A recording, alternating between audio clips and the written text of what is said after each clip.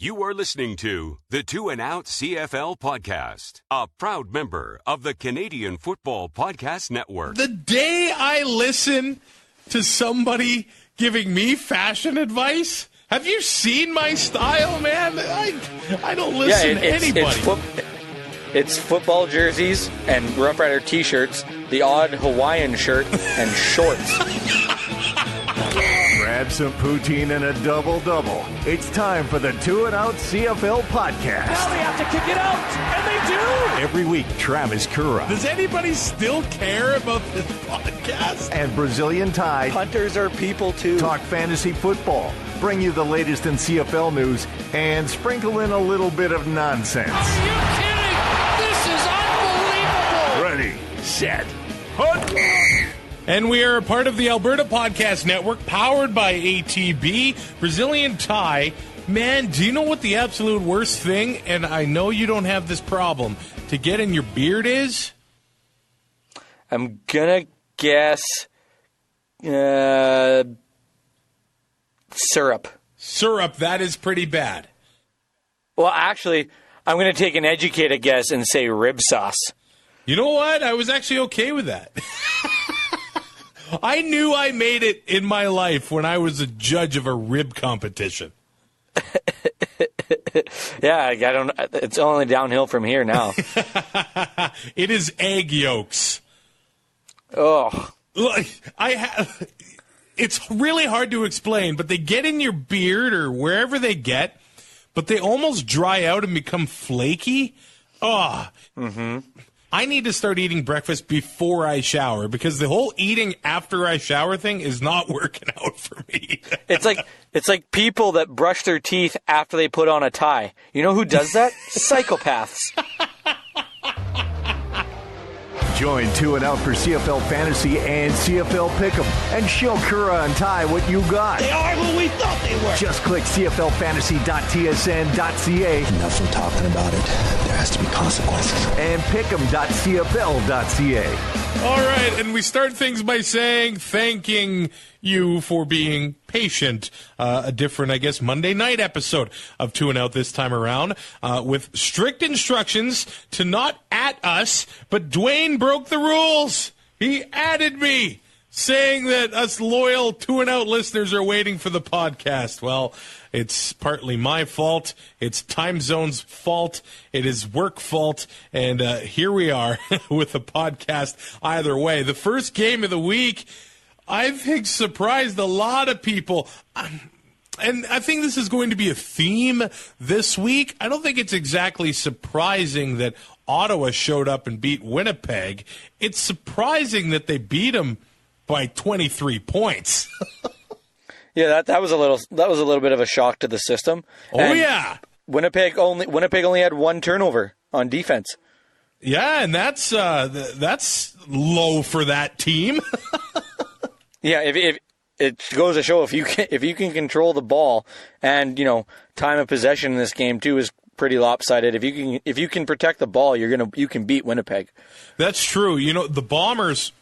I think Bomber fans will say that this defense reminded them of maybe last year's defense, a 44-21 final, struggling to, stop Trevor Harris and limit those drives because you're right, the time of possession there, just over 33 minutes for the Redblacks. The drives that they had were long, and they beat down a team. And part of that is Winnipeg and the penalties that they were taking as well. They only gave up 80 yards, but there were 11 of them. And sometimes those small penalties that extend drives just absolutely crush you. Yeah, even if that penalty doesn't give up a first down, it's basically a free play, and the offense can regroup if that play didn't pan out, and it's a shorter distance for a first down. It kind of expands the playbook. You can make different decisions, and that's what hurts you. Giving up first downs penalty wise isn't great, but even if they're not giving up those first downs with penalties, you're still giving that offense second chances. And we see it in baseball, not being able to finish off a guy, and he fouls off pitches, and pitch 14 he puts over the fence. You need to hunker down and make the plays, but also be smart about it and be disciplined. And that came back to bite them in the butt. At the end of the day, Harris only had one passing touchdown, but almost 75% completion percentage, 361 yards. And Dominic Rhymes had a very nice game here. That's a guy I'll be watching over the next couple of weeks. R.J. Harris was kind of the secondary option over the last little while, but he only had 2 catches for 30 yards here. Dominic Rhymes goes 5 for 81, had the touchdown, and burned Kevin Fogg twice in a row there. Mm-hmm. Kevin Fogg kind of struggled a little bit in this one on defense. Yeah, it seemed out of sorts. It didn't seem like the normal. Even the whole secondary, I don't think played all that great. They only gave up the 1 touchdown, but I mean, you're giving up 361 yards. It's hard to say anybody had a really good day. And I think who deserves a shout out for, well, pretty much the entire Ottawa defense. I think it was Danny Mason. I think it was number 95 there. And he was matched up against Trevor Harris. And it wasn't just in running plays. He was covering him in the air as well. And the kid did a hell of a job. And actually the entire front 7 without, as we've talked about, Kyrie Zebair did a hell of a job shutting down Andrew Harris. And when you do that for the Bombers, I know he had the 12 carries for 72 yards and a touchdown.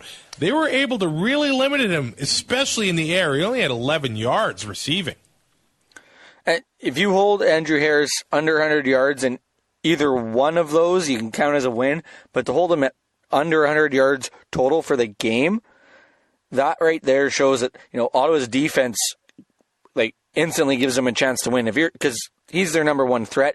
Granted, I mean, Darvin Adams 162 yards on 8 catches, but that offense runs through Andrew Harris. They establish the run. They establish the line of scrimmage, and Ottawa took that away, with a depleted front 7, and they won the football game because they took the biggest weapon away that Matt Nichols had. And it takes a lot of pressure off Matt Nichols when he's able to give the ball to Andrew Harris, and Harris is able to run and get first downs and keep sustained drives, but he wasn't. 72 yards, a touchdown, but they just weren't able to really establish, Andrew Harris in the game, and Ottawa had benefited from that, and even their offense, it just gave them, more time with the ball, and they scored, they finished drives finally, which was nice to see, instead of just kicking field goals. Ottawa's running game did well as well. William Powell had 18 carries for 106 yards. He added another 46 through the air, and Greg Ellingson has his second straight 100-yard game. Brad Sinopoli, just a terrible game, only 51 receiving yards. Yeah, that is terrible considering what he's done. I guess we do have some things to talk about in Winnipeg. There are a couple things, and I think one of them, I'll save them for the Edmonton game. I think you know where I'm going with that one. But I do, yes. Yeah, Matt Nichols here gets booed by the Winnipeg faithful. And I saw Rod Peterson say that he can only count on one hand the amount of times Rider fans have booed their team. I think that's a bit of a lie. Well, I mean, if we're talking about the shepherd that leads all the sheep in Rider Nation with Rod Peterson, are we not? I maintain that invisible line between Saskatchewan and Manitoba, all that does, it means you cheer for a different football team. Those provinces, man, are one and the same. But Matt Nichols had almost a 300-yard game. I know he was without Weston Dressler here, and that's another thing for the Redblacks defense. They really took Nick Dembski out of this game. He's had some great games over the past little while. Darvin Adams had 162 yards, 2 beautiful touchdown passes from Matt Nichols, but he gets booed. He comes out of the game. He was taking hits left and right in this one. The Bomber protection was not that good for Matt Nichols. So Streveler came in. Nichols shook it off, comes back into the game, gets booed, and then he called out the fans saying, he's given his heart and soul to this city. Again, it's very similar to what Vernon Adams said a few weeks ago, but a little chink in the armor of Matt Nichols. I don't think we've seen much of this from him in the past. No, he's usually pretty tight-lipped when it comes to stuff like this. I get why they were booing. Like, I totally understand it. You're down by 3 scores. Your quarterback has been run over, and now he's hurt, and he basically talked himself back into this game. Why? What is he going to accomplish in the last 4 minutes other than get hurt? And that's what your backup quarterback does in garbage time when you're down by 3 scores. They weren't coming back in this game. Leave Strevler in there. There's no reason for Matt Nichols to go in. The offensive line wasn't protecting him. What happens if he goes in and the next play he gets a concussion? He's out for 4 weeks. Like, I don't know if they're necessarily booing Matt Nichols or just the decision for him to go back in this game. Yeah, and that's what I saw from some fans. They were saying they were booing the decision to put him back into the game. And I fully support that. Speaking of protection on Matt Nichols, Jamarcus Hardrick gets hurt late in that game, and it didn't look good. And if he's out, he's one of the best, I think, offensive linemen in the league. And this is why Winnipeg's O-line has been so good over the past little while. Continuity and also basically the same guys playing week in, week out, playing as a unit. Without Hardrick there, that could be a really big loss. The one saving grace is that he was walking around. Yeah. He did walk the locker room, so it might be a 1 or 2 week thing. He might be able to practice this week. We don't know. He didn't get carried off. On the cart like we've seen so many times this year already. It seems like we've seen that a lot.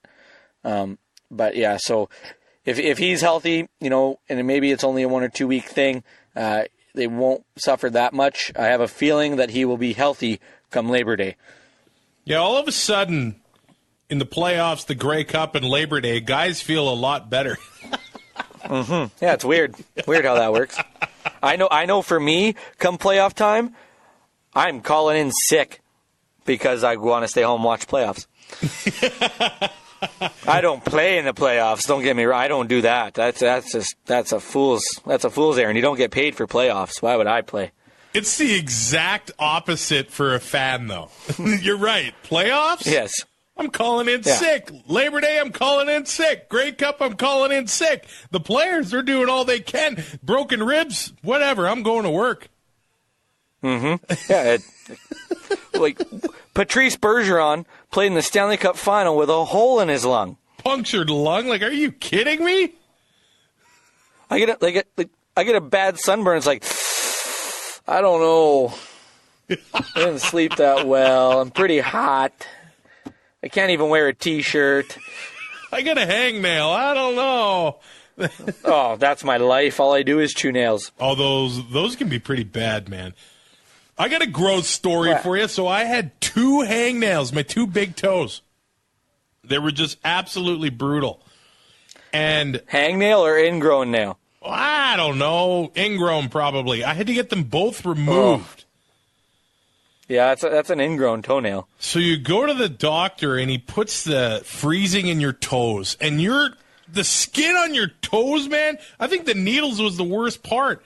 And then, I guess if you, have chronic ingrown nails, they'll, take out the nail bed so you have no more toenail. But for me, he, sticks this wedge under your toenail and rips it out. It is one of the most disgusting things you've ever seen. But it's not the most disgusting thing you've ever seen. I can guarantee you that. That's true. And then they put the bandage on, and it sticks to your nail bed, man. So I had a party at my place late in the night. Oh, thanks for the invite. Late in the night, I tore the bandage off. Oh, that's the only way I could do it. About 2:30 in the morning. It was terrible. Was this the party at your parents' house? I think so, yep. that you had to flip the breaker to get everybody out? Yes, sir. Okay, I was there. Yeah, so don't go whining about an invite. That was a great night. On to the next game. The Toronto Argonauts beat the Lions 24-23. I know we don't have this stat on hand. When's the last time a team won 2 games in a row by a point? Oh, that's a great question. That has to be a while. I would think so. I could probably find that for Wednesday. Just, all right. I'll make a note of it. I will make a note of it, and I will find it, and we will let the people know. All right. We'll see what happens with that one. But McLeod Bethel Thompson, undefeated as a starter. I do want to mention they had over 18,000 in the stands there. The most for a game at BMO Field since the Argos first played there. So there are some positives here to build off of. I know they got free passes to the CNE or whatever, but that's a nice little day for the Argos. 18,000, that's huge. I get it that there's that incentive with the CNE ticket, but there's still 18,000 people there or 18,000 tickets sold. That's good for the Argos in that situation. Not only 18,000, but the coolest Canadian, the coolest man in Canada was there. Bobby Baker. Yes, sir. Got a little bit of screen time. I don't know if people know this, but we are huge Hip fans, so that was kind of nice to see. I always get a little emotional when I see some of my favorite guys getting TV time. I don't know. Is it just me, or do you get like that too? Well, I did not cry because Bobby Baker was in the house. I didn't cry. I just thought it was cool. Oh, I did think it was cool. I agree with you there. And apparently, I guess emotional is the wrong word. He's a big football guy, according to Mike Hogan. Yeah, I was listening to the broadcast because I had to work, of course, like I always seem to do. They played football with Mike, and Mike's dad coached, and Bobby Gord, the other Gord, Sinclair, they all played, it's ingrained in hockey too. They all played hockey together. Like that sports is as much a part of them as the music is, it seems. Yeah, I thought it was cool to see him in the house. Anthony Coombs makes his return to the lineup and instantly makes an impact. Man, I had a lineup with Mike Riley, Shaq Cooper, Anthony Coombs. Of course, I changed my mind. Coombs has 3 catches, 56 yards, a touchdown, and he had the 1 carry for 5 yards. But I think it has to be said, Gary Peters got burned on a few touchdowns, including one of the Coombs touchdowns. And I know it's because of the BMO Field turf in the end zone. He ended up falling on it, but it's nice to see Coombs back. He has had injury issues over the last little while, but that is just another weapon for McLeod Bethel Thompson. And the worst part is that I told Andrew from the Empire to not take him and take Drew Wolotarski instead. Whoops. Of course you did. Well, once I told him that, he should have known to put Coombs in if he listens. Do the exact opposite. Yeah. Like, I had Darvin Adams in my lineup. I took him out. Of course, he scores 36 points. Oh, man, that really, really hurts. S.J. Green, I think you had him, didn't you? 7 targets, but 2 catches on 28 yards. 4.8 points for what I paid was not a good payoff for sure. James Wilder Jr., he has himself a nice game, 91 yards on the ground, 49 yards through the air, no touchdowns there. But the big thing here for the Argos is basically another come-from-behind win. They were down 10, and then the Lions, they let Toronto back in this game, and it looked like, BC, they almost had the ball, it seemed like, for the entire, second half of the fourth quarter, and their last 3 drives end in a turnover. I know the very last one was Manny Arsenault trying for the punt rouge there and ended up getting nailed there. We'll see if he's going to be okay against Saskatchewan, because that did not look good at all. But the drive before, he also had himself a fumble. The drive before that was an interception. And the drive before that, they had like 4 possessions in the last 5 minutes, and they could not get 1 point. My beef is at about 4:45 left in the game, they had the ball on the 52. And Ty Long, one of the biggest legs in the Canadian Football League, could have punted for the Rouge, forcing a tie and making things real interesting at the end of the game. Now, I know there was almost 5 minutes left in the game. In the CFL, that is an eternity. Maybe if we changed it to about 45 seconds late in the game, Buono makes the call for Long to boot it and go for the Rouge. But, man, I would like to see coaches employ that strategy a little bit more, and I thought they could have in that situation. Well, that situation, I mean, that's a definite possibility. With that amount of time left on the clock, though, you still think you can get the ball back and maybe go for the field goal and get the win. So I get where Buono's coming from with that. But at the same time, if you have an opportunity to get points, and I know people are going to say the Rouge is kind of a chintzy way to tie a game when you're intending to get the Rouge. You don't see teams do it that often. But in order to win a game when you're down, if you can tie it, you're giving yourself another opportunity. But from the 52, I mean, that's 65 yards, and you got to get it out. I mean, I don't know how deep Long would have got it in. I think it could have been returned unless you can angle it. That becomes a really tough call for Buono, so I get why he didn't make it. I was big on Kevin Elliott this week. He had 4 or 8 targets, but only the 4 catches for 28 yards, so that one burns me a little bit. What was bad about Elliott's game is he also took 2 real costly penalties for the Lions that basically, took away big yardage and possible points off the board here. And this is not a good spot for the BC Lions, because all of a sudden next week they have a Saskatchewan team with a lot of swagger right now. We'll see if the Riders can do what they just did on the road here. But the Lions, I don't know why they get away from Jeremiah Johnson. He had 11 carries for 60 yards and a touchdown. He also had 5 catches for 57 yards. I know that's 16 touches, but the carry screams out to me. Even get Rainey involved there, because he had 4 for 36, 9 yards a carry there. 2 run plays over 10 yards there. They needed to run the ball more to control that clock, because they were having success with it. And that's what you do when you're up in a football game. You run the ball and you control the clock and keep the ball away from the other team. 11 carries for Jeremiah Johnson and another 5 catches. That's not enough. Jeremiah Johnson should be running the ball anywhere from 15 to 20 times. Especially in a game this close. Right, and he's averaging 5.5 a carry. Like, give the guy the ball. I don't understand why teams totally change their game plan when they're up. It's like, no. You gave it to him early, keep giving it to him. What does it hurt? Until it doesn't work, keep doing it.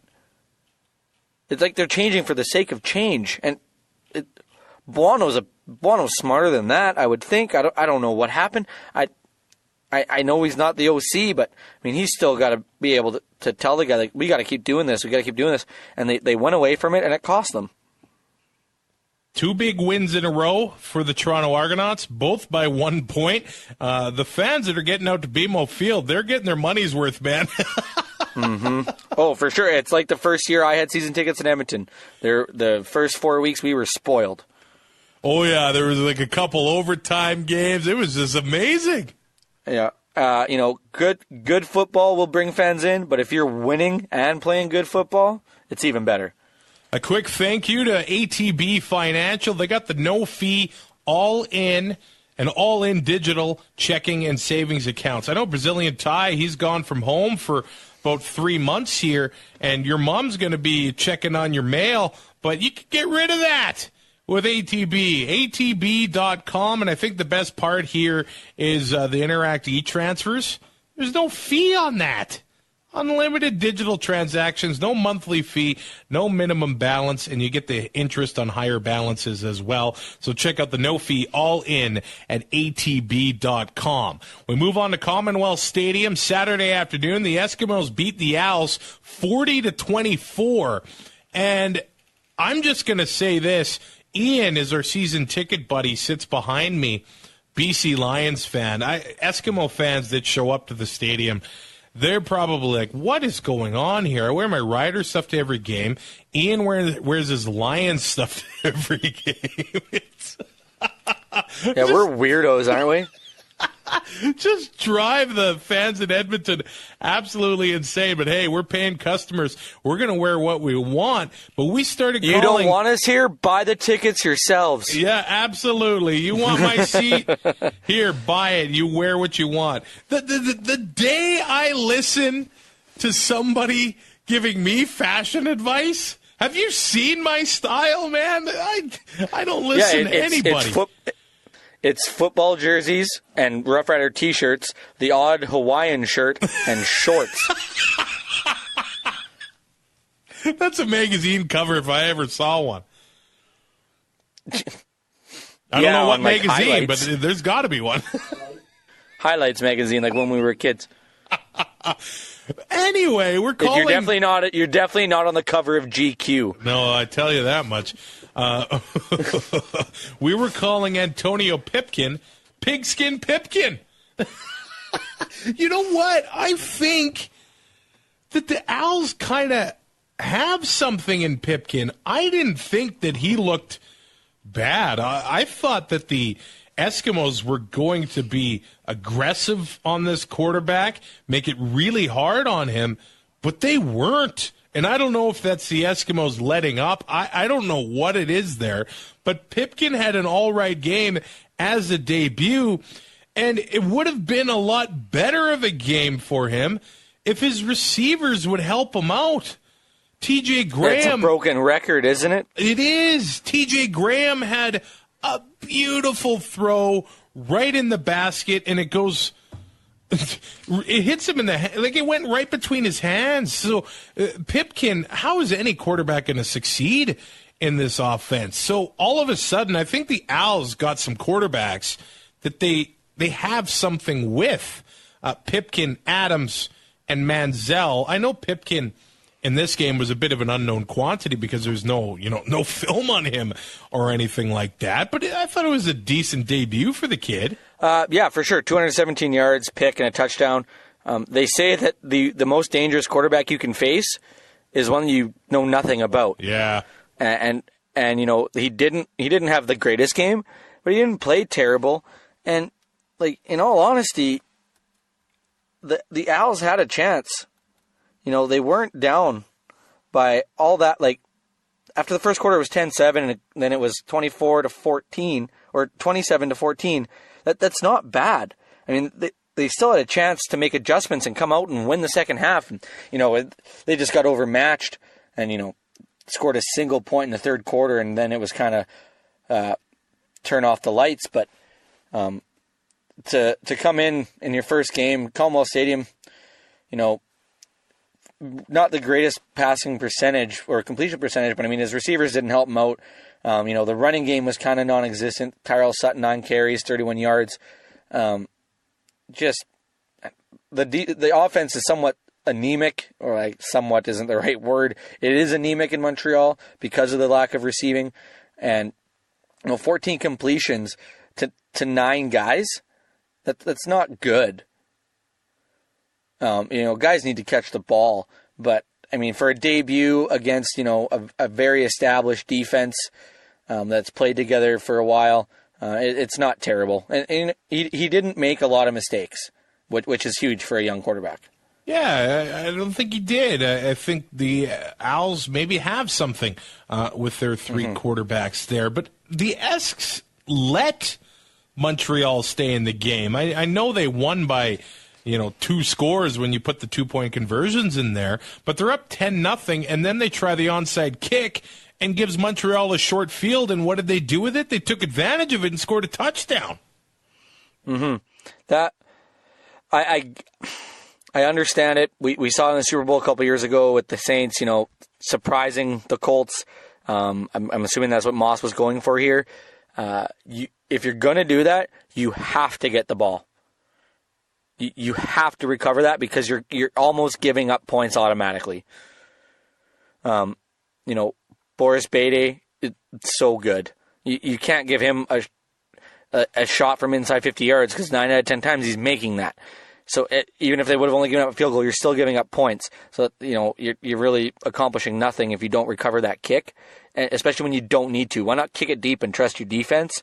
You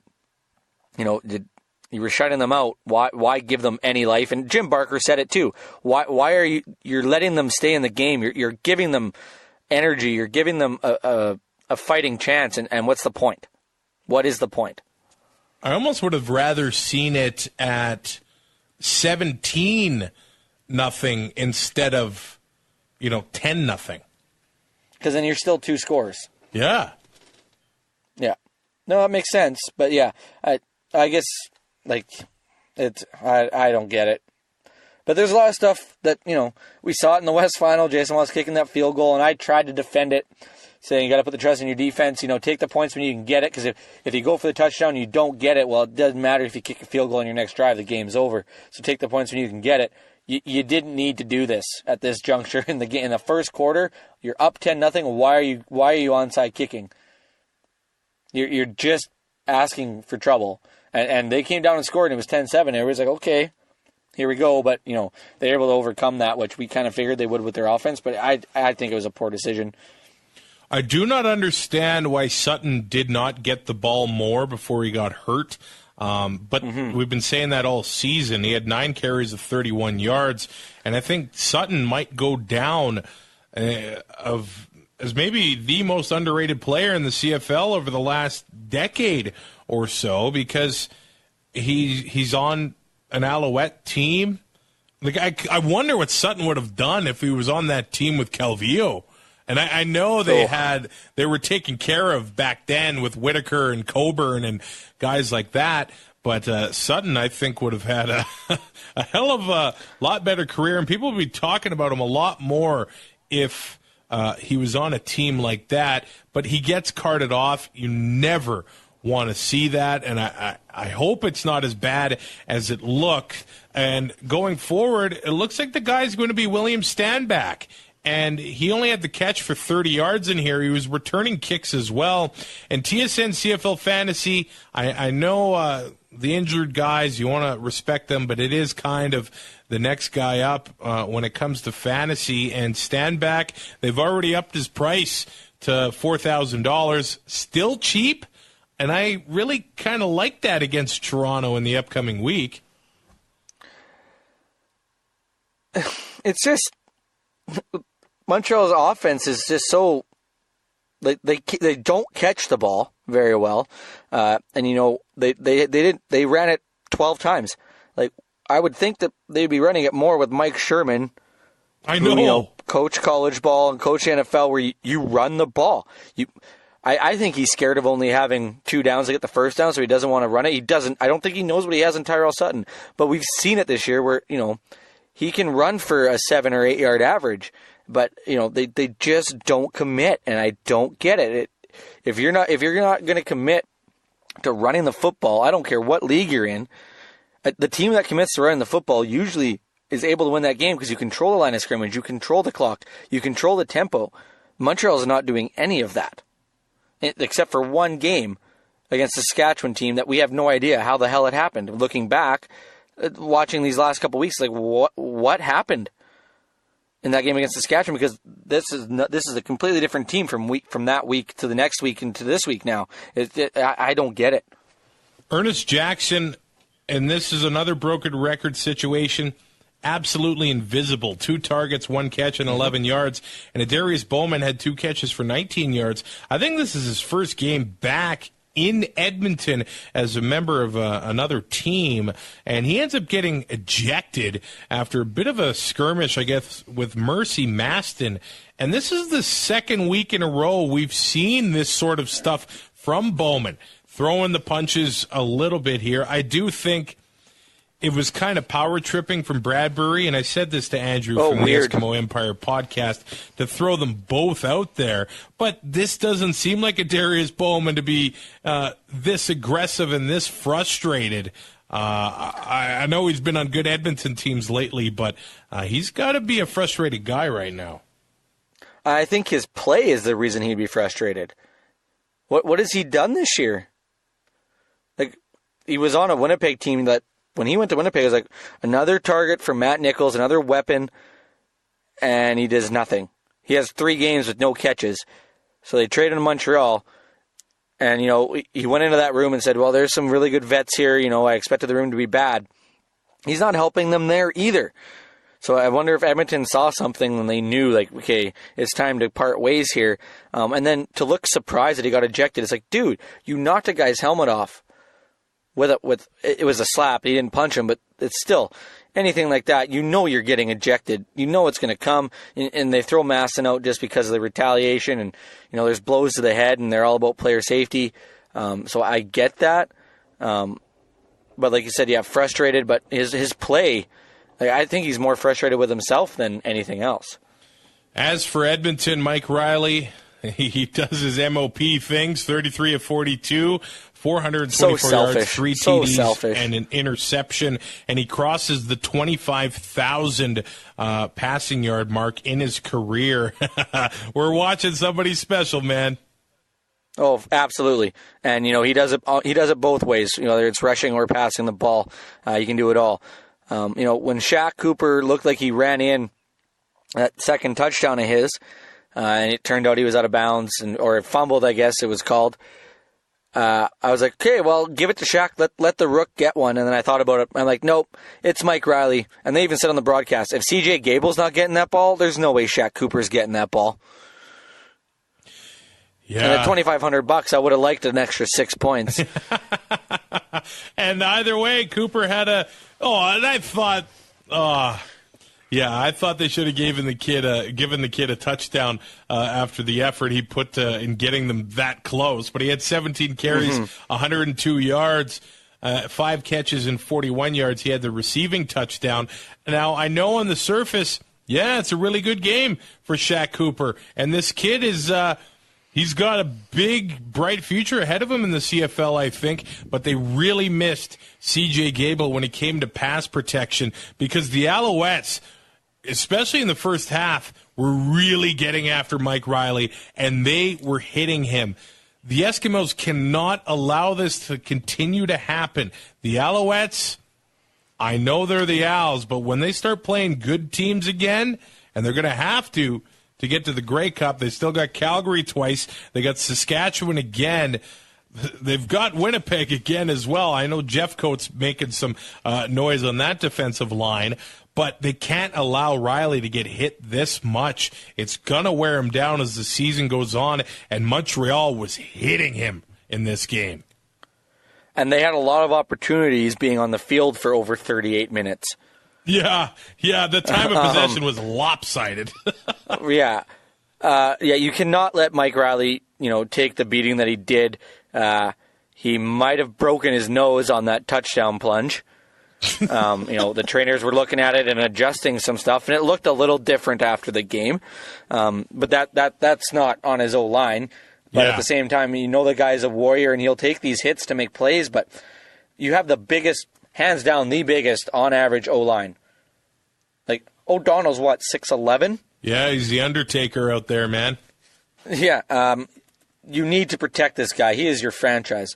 If he goes down, granted, Kevin Glenn, great backup quarterback. You're not putting Danny O'Brien in their start games with Kevin Glenn there, but your best chance to win is Mike Riley. You need to protect him. As for Montreal's defense, they've been on the field now in the last 2 games for 156 snaps. At some point, these guys are going to get wore out. And Stubler said it.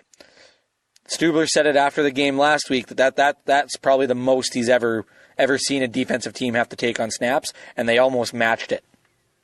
Wow. On Saturday. Like, that's crazy. A couple more things on this game. Jason Moss was preaching that they need to stop with the penalties. They're giving up, basically on average, an entire football field a game. And this one, they did it again. 9 penalties for 105 yards. The saving grace is that Montreal had 14 penalties for 129 yards. It's going to be really... And 3 in a row before they snap the ball. It's going... Yeah. It's going to be really interesting to see if Moss is going to practice what he preaches here, and if there are going to be some changes at practice this week, because he ranted saying guys are going to lose playing time. They're going to get kicked out if they're going to continue to take these penalties. We're going to see here if Moss really means what he's saying. Okay, then Chris Edwards shouldn't be playing. He's been taking penalties every week for about a year. Yeah, let's see Jason Monch bench Duke Williams. Let's see how that goes over after his objectionable conduct penalties. Because I guarantee you that is not happening. So I think he's full of crap. Speaking of Duke Williams, he does take the objectionable conduct penalty after scoring a touchdown. And I think it's another instance of Al Bradbury power tripping a little bit here. He basically does the Booster Juice advertisement, the triangles around the stadium. He does a military crawl through the advertisement. I thought it was a great celebration, but I was watching the damn ref thinking he's going to throw it. He's going to throw it. And he totally... And by rule, it's the right call. Yeah, and he totally ended up throwing the flag, objectionable conduct on that one. I'm sure Duke's going to get free booster juice for the rest of the season. But my beef is that Winnipeg gets away with this every home game. They're running into the crowd up the stairs. They're jumping up the stairs. Darvin Adams ended up taking the camera and was filming his teammates. That I had a huge problem with. How does... Okay, let me be clear here. I think none of this should be penalized. I full-heartedly agree with you there. I think it's fun. I think it's awesome to see these celebrations. I don't like the celebrations when you're getting in the guy's face, your opponent. But if they're having fun out on their own after scoring, I absolutely love that. But if the camera one doesn't get flagged and he's got a $50,000 piece of equipment in his hands and they're actually delaying the game a little bit, then the booster juice one, it's nothing in comparison. Darvin Adams did... Okay, I'm going to start from the top. I totally agree that this rule is stupid.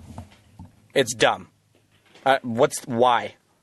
You're not hurting anybody. If somebody's feelings are hurt because you're celebrating a touchdown, then stop them from scoring a touchdown. Make a play. I'm sorry, but it's not their job to stop. It's your job to stop them. I don't believe there's such thing as running up the score. I'm not going to stop playing because you suck. Number 2, the consistency is a joke. I don't understand how Darvin Adams doesn't get a penalty and Duke does. But then you look at, it's Al Bradbury, so we're used to this kind of stuff. I don't know. Are they watching Duke? Because he got the objectionable conduct for using the towel that he carries around anyway. Mm-hmm. It's like referees would start to watch Billy Smith, right? Because they know what he does. Somebody brings it to their attention, so they watch it. I have no problem with celebrations as long as they're not delaying the game. I don't want a 10-minute, prolonged. Then it's an issue. Then it should be a penalty. But we see it in Green Bay. Guys jump into the stands. It's the only stadium you're allowed to do that in the NFL. With the Lambeau leap, they call it. I hate that. I think that's stupid. The grandfathered celebration. That's one of the dumbest things. The grandfathered is dumb. Yes, but for the Bombers to go up in the stands, I got no problem with that. it's great for interaction with the fans. Nobody's getting hurt. Nothing's happened. Once something does happen, when a guy falls down the stairs and hurts himself, that'll go away. Yeah. O'Shea will put a stop to it. Yes. But hey, Darvin Adams, you're down by 18 points. That too. What are you celebrating for? What the hell are you celebrating for? That's embarrassing.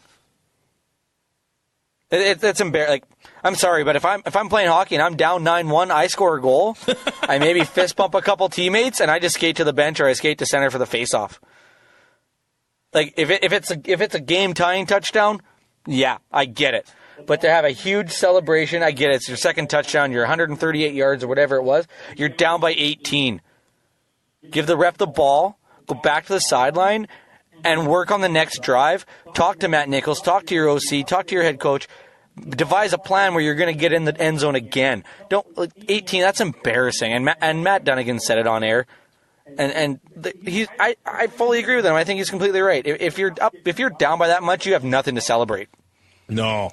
If it's your first career touchdown, your first career goal in that situation, okay, I get it. Celebrate that fact, but just to celebrate a touchdown, it was stupid. And the fact that he didn't get a flag was an absolute joke. One more note on the game. Bryant Mitchell gets his first start of the season, and he makes it count. 9 targets. He had 7 catches, 128 yards, and a touchdown. Including that touchdown pass he had no business catching. Riley gets nailed, and he just threw a prayer, and Mitchell played that play right to the whistle, tracked that down, and caught the touchdown. The Eskimos have some real interesting roster decisions to make here because Vidal Hazelton is about to get healthy here, and there's 2 spots and 3 great receivers, and it's between Stafford, Mitchell, and Hazelton. I don't know how you mess with what you have going after that game. I know they say you don't lose your spot to injury, but you can't take Mitchell out now. No, and he had probably one of the best sound bites of the year so far after that touchdown. So that was fun. I could just imagine how loud Kayla was. From the Eskimo Empire podcast, that she finally got to see Bryant Mitchell in a game this year.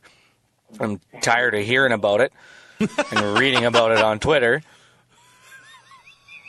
I said this to Andrew, and I'm going to put it in public on the podcast. Nothing made me happier than Aaron Grimes whiffing on that tackle on B.J. Cunningham and Cunningham scoring the touchdown. So I'm going to leave that. That was a thing of beauty. I'm sorry, but I can't stand Grimy. So let's go to the last game of the week. He just talks too much and doesn't back it up. There were some people real excited to hear us talk about this damn game. The Riders beat the Stampeders 40-27. I have put a concerted effort into not sounding like a Rider homer on this podcast, but I don't know if I'm going to be able to do it. I think I've done a really good job of that. I don't know if I can do it this time around. How sweet it is. I did not feel comfortable until it was 31-6. At that point, I felt comfortable that the Riders were going to win this one. But in the first half, the Riders had a special teams, a defensive, and an offensive touchdown here. But I think this needs to be said. How damn different is this team without number 89? It's a huge difference. And on the sideline, it looked like a completely different team. Yeah, there was no negativity. You didn't have that diva prima donna bullcrap that goes on. They're a different team on and off the field now. There was supposed locker room issues, and we talked about it because of Duron Carter, and the fights that he's had now, and bringing Rob Bagg back, it just melds everything back together. A good veteran presence, and you tweeted it out that now they are undefeated with Rob Bagg on the sidelines, and I was like, yeah, okay, you're right. It's just they're a team. You don't have one guy that the coach has to babysit. Now Jones and McAdoo and all those guys, they can focus on what they need to focus on and not worry about this guy ruining a game plan because they're not as concentrated on the game because they got to worry about Duran. Yeah, and Jones had his 15-minute meetings with Duran Carter last season. They stopped this year, and I really think that this is why Carter stayed on defense, so McAdoo and Collaros and the other receivers didn't have to deal with Carter's crap. But I don't want to talk about him anymore. You're 26 years old. You don't need a babysitter. Yeah. Hey, right? although that's embarrassing. Babysitters make a lot these days, but I don't think they make as much as Chris Jones. I don't know, man. Hey, if I can make $600,000 babysitting, I'd do that every day. I still wouldn't do it. You still wouldn't do it? Nope. I'd go pump gas. Not a chance. Look, and I have to say this, too. The calls for Brandon Bridge have been silenced. There were a lot of people, and I know he did not have a passing touchdown. There's got to be one. But Zach Collaros, like, how different is this team with a real quarterback? He looked so confident, so poised back there, and I know the no passing touchdowns thing, but when he did what he did against the Stampeder defense, it's incredible. 25 of 34 for 270 yards. And this game could have been a lot, it could have been a big wider spread here if the Riders would have turned some of those field goals into touchdowns.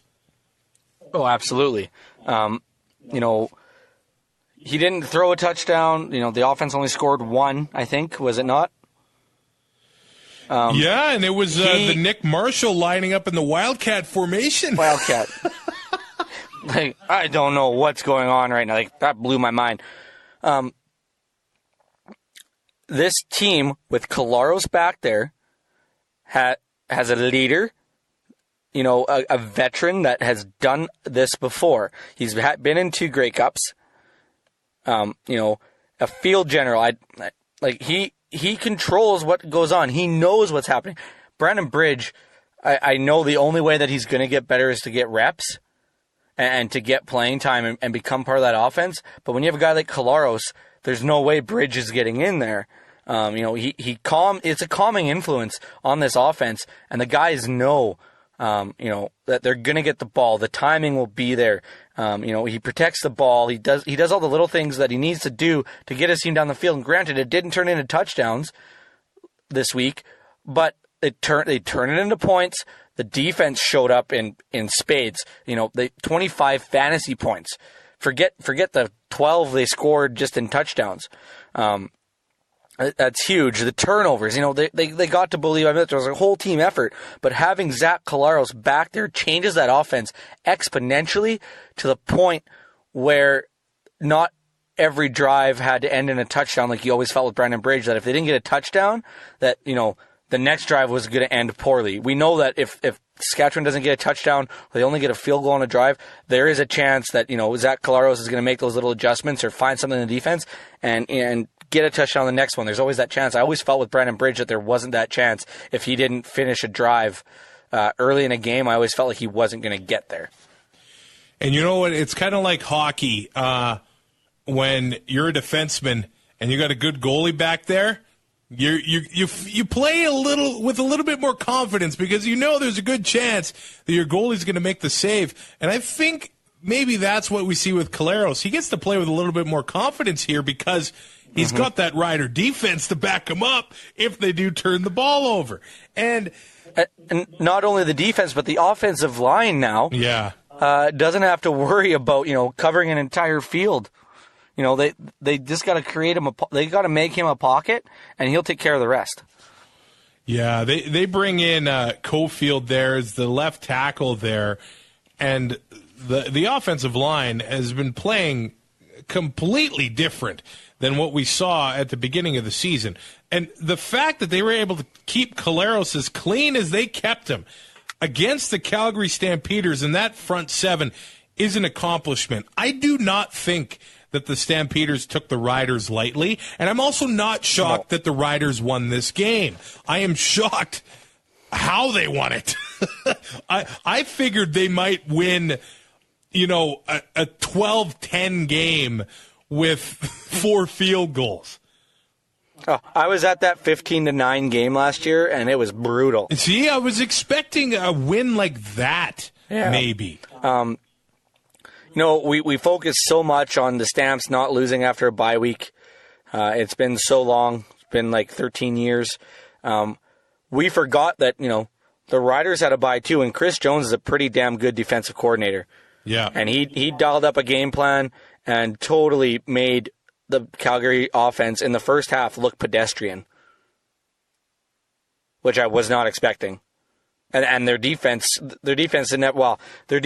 really kill them in the first half. It was their offense, turning the ball over, and their special teams turning the ball over. So, a 14-0 lead. I wasn't comfortable at 31-6. I texted Andrew and I told him, after they scored their 2 quick touchdowns, I'm like, see, my pick'em is still safe. And then Saskatchewan scored. I'm like, okay, well, I'm going 2-2 this week, so I get crap on this. Hey, Bo had 4 touchdown passes. I know the one was a big breakdown for Devaris Daniels. He gets 2 touchdowns. Kamar Jordan does. Breskison has the touchdown as well. You think that was interference at the end of the game? Absolutely. Yeah, me too. 100%. Yep. Me too there. Now, I don't think it would have helped the Stampeders win, but the win might have been, it wouldn't have been a 13-point difference. And that's what makes this Stampeders team so good. If the Riders went out there and they gave up 105 yards in penalties like the Eskimos did against Montreal, zero chance. It would have been 24-6. It would have been 24-6 at halftime for the Stamps. Yeah, zero chance that the Riders win this game. But the Stamps had 55 yards in penalties. The Riders only had 60. So you do basically need to play a perfect game, because even when the Stamps are down 25, they're going to fight their way back in this game. Oh, for sure. They will take advantage of every little mistake you make. Oh, yeah. Those tables kind of turned on Sunday with the Stamps making the majority of the mistakes, it seemed.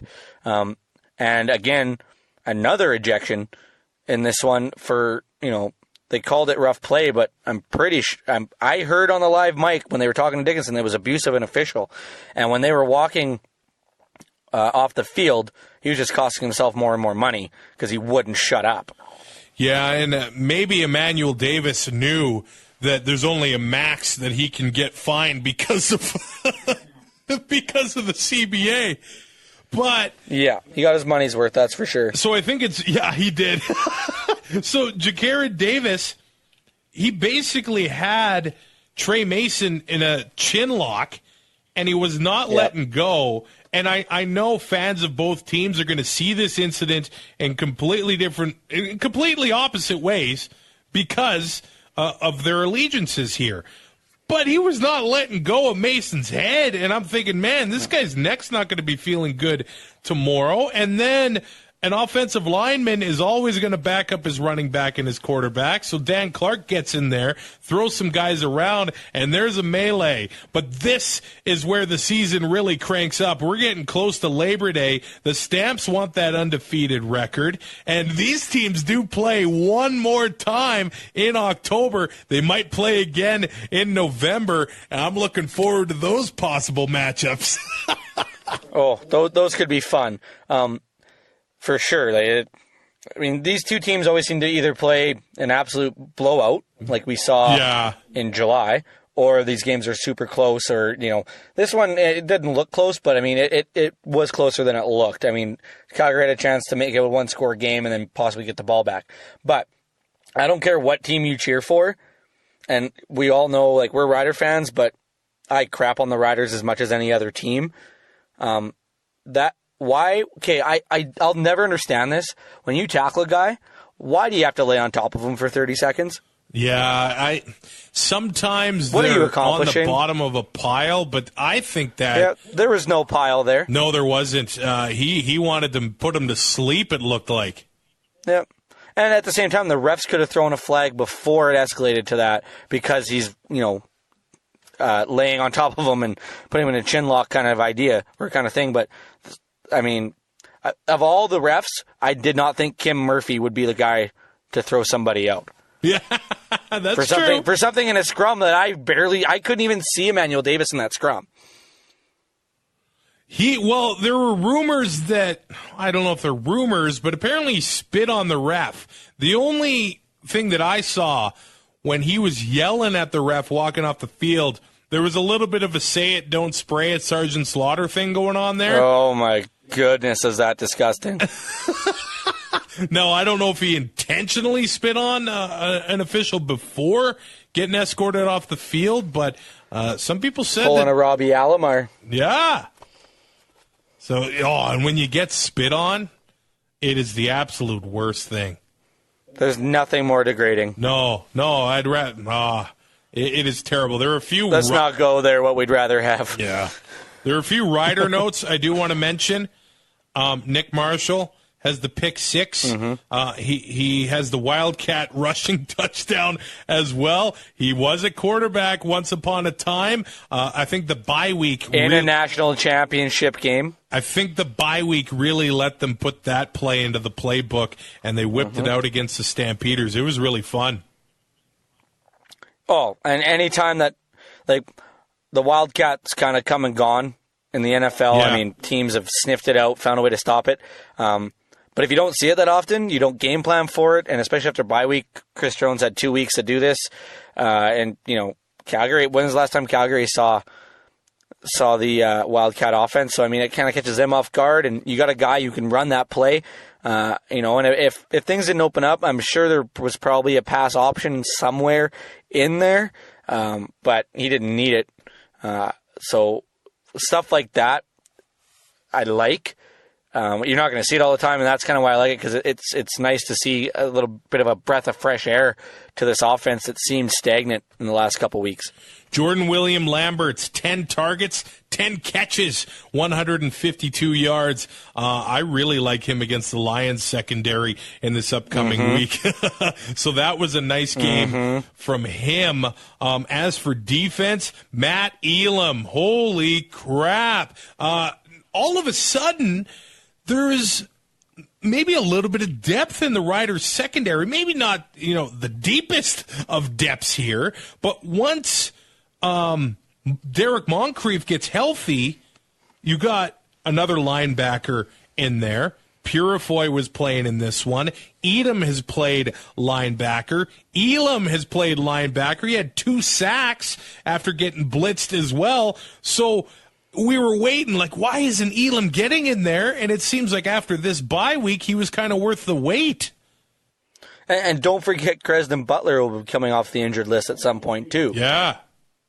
These guys, apparently we've had depth all along, but all of the depth was injured. It's almost like Chris Jones treats everything before Labor Day as the preseason, but it kind of digs yourself a little bit of a hole when you want that home playoff game, when you want to keep up with the Calgary Stampeders. Why wasn't this stuff figured out in July or June? And maybe not having to travel 2 time zones for a playoff game. Yeah. For an East final. Twice in a row. I get it. They said on the broadcast a lot of teams break their seasons up into 6s. Yeah. First 6, middle 6, last 6. Well, Chris Jones is, before Labor Day, after Labor Day, and after Labor Day, they seem to turn it on because everybody that was quote unquote injured on the 6-game list before Labor Day is all of a sudden healthy, and all of a sudden they have depth again. Charleston Hughes will be the last note on this game. He has to be talked about. He is, I think, without a doubt, the front runner for Defensive Player of the Year. I really don't think the Stampeders thought he was done. There's a reason why they shipped him to the East Division. I just think that they chose for some younger guys over him. They still have a hell of a defensive line. We're not dissing the Stamps' defensive line or front 7 at all there. So they send Hughes, save a little bit of money by sending the vet to the East Division, but in 5 minutes, he's back in the West. Here's the thing, man. He's got 11 sacks on the season. The closest person is Odell Willis with 5. And they'll still find a way to give it to Alex Singleton. Now, I know there are a lot of games left in the season, but if that happens, you got to be kidding me. Here's some stats for you. So in Calgary last year, Charleston Hughes played 14 games, 11 sacks. He's already matched that total. His career high is 18 in Calgary in 2013. He had it over 16 games, so a little bit more than a sack a game. If this keeps up and he gets the 20 sacks, whoa. There's no way he doesn't win it. Oh, yeah. And I know he's had double digits for, well, now it's official, 4 years in a row. But what a season is he having playing in that Ryder green. 11 sacks in, 8 games? Oh, yeah. And 3 on opening night and he's got over 100 career sacks now. He had 3 the opening night, he had 2 again yesterday. Like, this guy just keeps working and doing his job and getting to the quarterback. If he's not getting to the quarterback, he's making sure that he's getting pressure, making sure he's pushing that pocket, he's moving the offensive line back. He helps that defense out so much. And we've said it a lot that front 7, like, these were the 2 top defenses coming in, and granted, they gave up a lot of points, but that wasn't on Calgary's defense as much as it was on their offensive special teams with the turnovers and giving them short fields. But in what we thought was going to be a defensive battle, I mean, Calgary's defense looked somewhat average. Saskatchewan's defense looked like they were world beaters. I mean, Sam McGuavin untouched. He didn't jump or anything. He just casually put his hands out. Oh, that block punt was unbelievable. Right. The pick 6, like, it just seemed that the Riders' defense could do nothing wrong, save for a couple plays that gave up touchdowns later in the game. But yeah, this is a completely different team now. I still hate Chris Jones. Don't get me wrong. I'm not. That's the hill I will die on. But it is nice to see them finally start winning. Marquay McDaniel ended up tweeting Charleston Hughes saying, "Hey, I guess every time you yelled sack in practice, you were right. What Hughes would do when he would get to Bo, of course he can't sack your own quarterback in practice. He just yelled sack, and he got to Bo in this one. I think the entire Rider defense got to Bo in this one. They were confusing him by changing everything all around, and Jim Barker said it. If you got one defensive coordinator for one game, not an entire season, one game, it probably has to be Chris Jones. But Aguavin, Bladdock, it was basically an almost perfect performance by everyone involved on that Rough Rider team. I pulled out the car flag. I know I'm in Red Deer, just an hour and a half from McMahon Stadium, but I'll be flying that flag all week long, man. Oh, I wore my Rider hat to work today, and I went in to get McDonald's for lunch, and I got some real dirty looks. Oh, yeah, you're in Manitoba. That's a whole different animal. Yeah. She's, when I drove here 2 weeks ago, we crossed over the border, and I just felt a shiver. I'm like, this is enemy territory. Like, we can't stop here. This is bat country. Oh, man. We will be back on Thursday morning. Travis, Currah, and Brazilian Ty. We are a part of the Alberta Podcast Network, powered by ATB. If you like our show, check out the Alberta Podcast Network. I know we went long today, but, man, the games this week, the season's really cranking up. It's getting to be a lot of fun. So go check out all the shows, albertapodcastnetwork.com. I know there's probably some professionals listening to the show. So there's a podcast all about social media strategy from the point of view of 2 social media strategists, Tyler and Linda. We should probably listen to that. It's the Don't Call Me a Guru podcast. Yeah, maybe we could use some of their tips, I think. Well, it wouldn't hurt, I'm sure. We need to listen to all of the professional podcasts so we can learn how to carry ourselves. I think the main thing is when I go to tweet something, make sure that I'm not on the podcast account. I'm on my own account. Hey, there's self-improvement podcasts as well. Brazilian Ty, those are for you. Oh, that's a low blow. I'm sorry. No, you're not. Rate, review, subscribe on iTunes. Hope you enjoyed the extended listen this Monday night. We will be back on Thursday morning. Thanks for listening. Find more great shows like this at CF Pod Network on Twitter.